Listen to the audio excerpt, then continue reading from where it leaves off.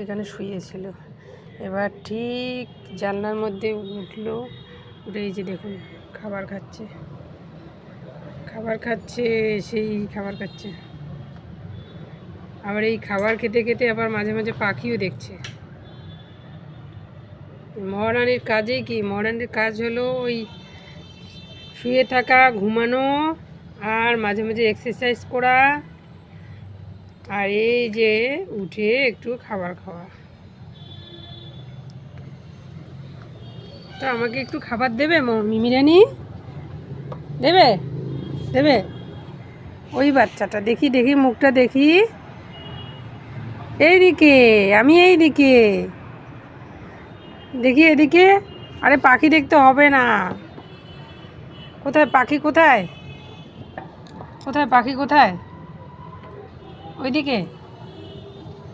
পাখি দেখলেই পাগলা, তখন খাওয়া ছেড়ে দিয়ে দেখবে।